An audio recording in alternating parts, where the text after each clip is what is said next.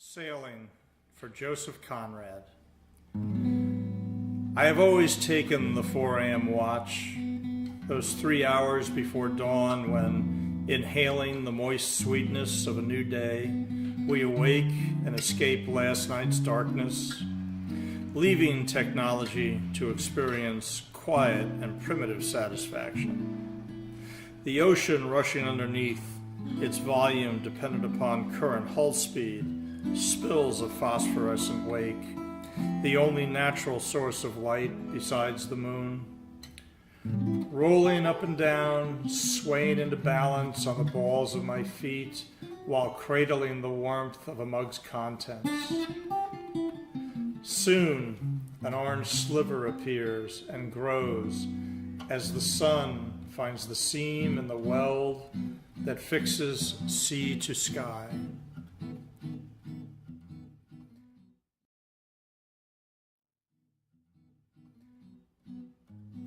Pelicans.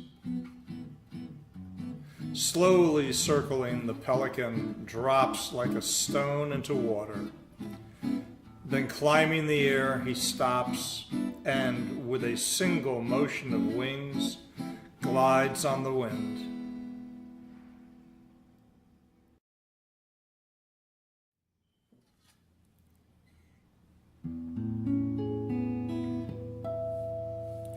The nature of snow is entirely unnatural.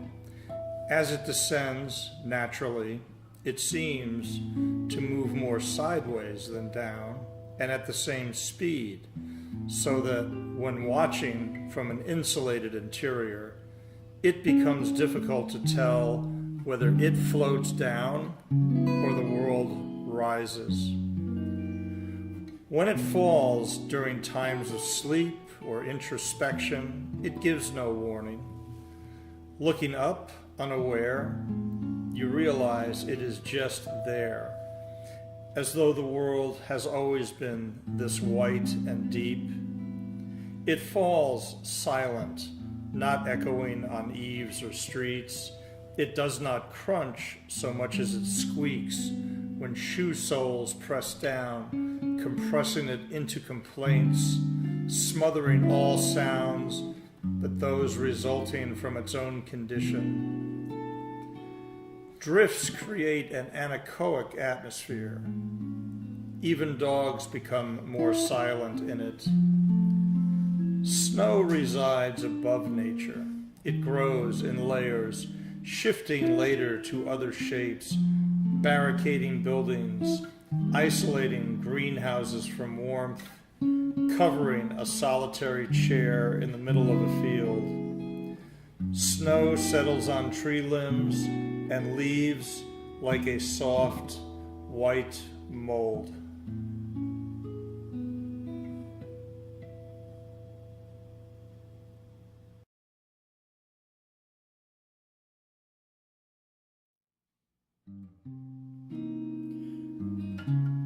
Trash.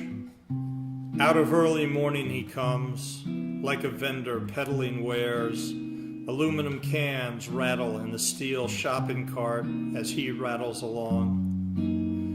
Scouring dumpsters for 12-ounce ore, his time is spent traveling streets pitted with old flip-tops and discarded cigarette butts, fossils in asphalt.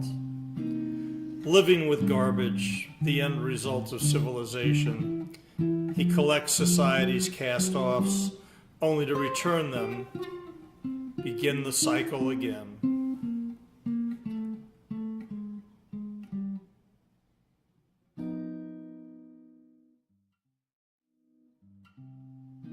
In pink neon, chrome and black tile at breakfast again, coffee so strong it pulls your eyelids back going down. And while last evening's drunks with 5 a.m. shadows use it to try to face the new day, women, legs on spiked heels, lift leather skirts to reveal specialties of the house, initiating a physical negotiation, trading the tangible for currency. enclosed cuffed hand scaling triangle of whole wheat drips from sunny side up. A single waitress covers ground. Butter warmed by sun shining through slatted glass slowly rolls down a stack of brown pancakes. Silverware clatters. China against china, napkin falls, voices chatter, while outside in pink neon a sign glows, best food in town, and it is.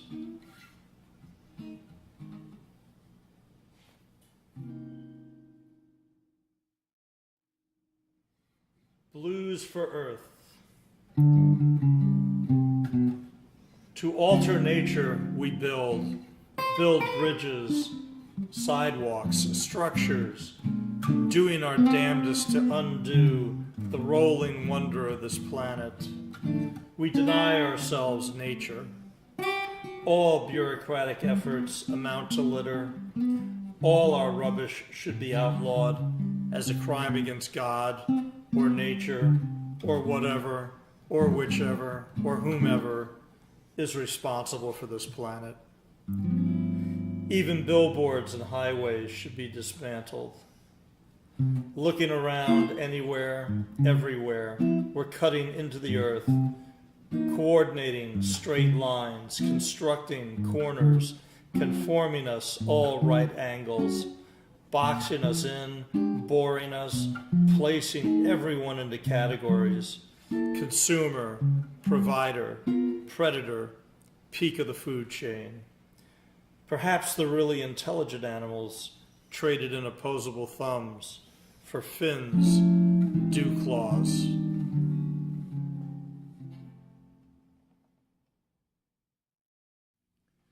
Listening to bird. Flying through scales, he did the impossible, stretching staccato sounds, stopping only to change direction. He found places in his search for every note not imagined, leaving chromatic gravity, breaking confines, shooting up into infinity. Then he rested, hanging on a single random chord, bending branches of music, but never breaking them, lingering wherever he chose, staying just long enough to make it his territory and his alone.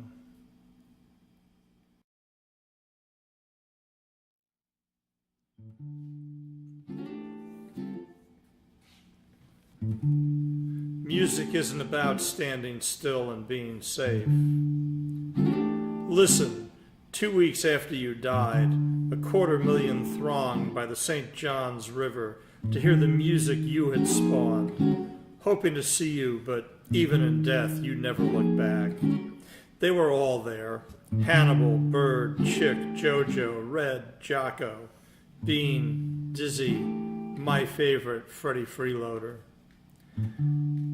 Isolated, you were a beacon, a flagship for messages of the heart. Back to the crowd, unbowed, that proud dance walk announced by muted horn that spoke and broke through all the bull and told us about a place miles ahead of everyone else. You spent a lifetime thinking for yourself, speaking to every generation, playing it all. Jazz, blues, funk, rock, fusion. Categories took a back seat to creativity and rhythm, space and feeling, spirit. I remember 4th grade, picking up a horn, then laying it down. Rock and roll was my world. What did I know? 7 years later, it was in the garden where you brought me back to music. I walked all the way home, miles from that train station, my head pounding with sounds frantic fast as the subway I spent the night on. Those African rhythms you used decades before anyone else even thought to, filling my head, letting me know I'd have it all down cold if I could walk as cool as the notes you heard, coming from miles you had that thing, that style, that spark that was a blue flame jumping off a gas stove, igniting everything everywhere, touching the genetic resonant frequency in all.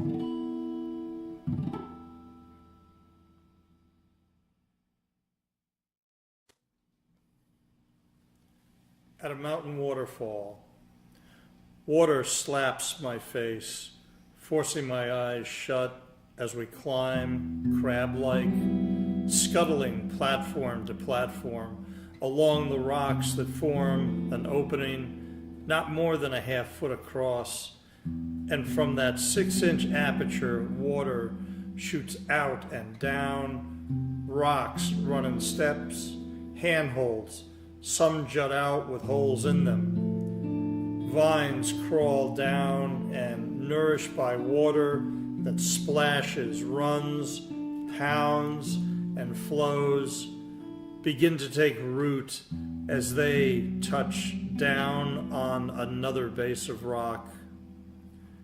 Holding a stone shaped like an axe blade, as big as my hand and as thick and almost as flat, except for one hard wart at the broader end. Other men might have been here, using rocks like this one, chipping them into tools and weapons.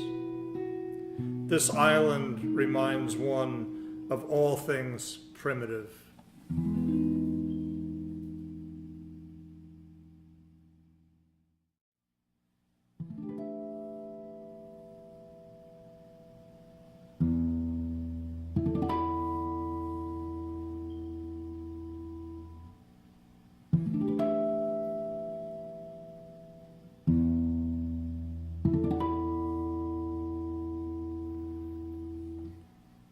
Cusqueños.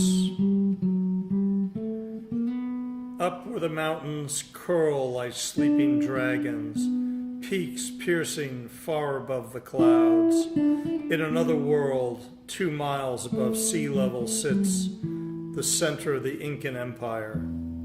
Cusco, a Papute, belly button of the world. Like a crouching panther, this place, all diagonal slopes, everything hard stone, boulders, smooth squares of gray granite the size of a room, cobblestones, loose ovals of softer pastels, and of course, interrupting the landscape is the weighted masonry of churches with arches, lifting statues, promising spirituality, but instead delivering conquest. In the morning comes the hammering from the town square. A stonemason crouches amid rocks, boulders, and stones. His song rings out with each ping of the steel striking the rock he works on. Not far, the finisher chips discreetly on the rough work, trimming the rock into shapes that could easily have come from a lathe. Then there are the people, the Cusqueños, trudging along the sloping roads and paths.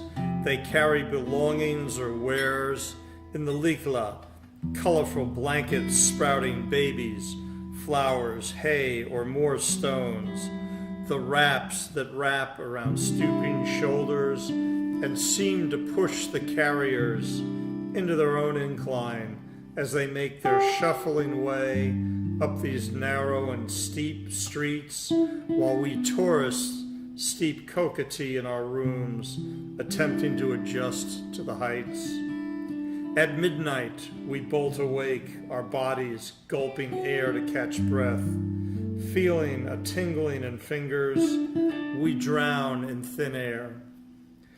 The Cusqueños, like the stones surrounding them, are squat, brown, with hearts enlarged and noses slightly widened, equipment for the altitude.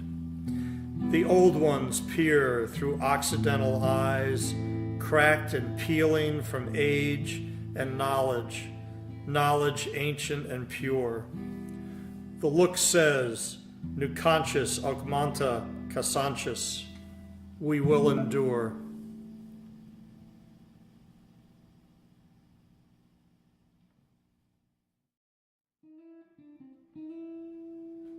Some notes of a religious nature. Jesus was sent to die for our sins, like some package from UPS. He delivered the goods to humanity, and we delivered him back to heaven, battered, beaten, mutilated. Some creation we turned out to be.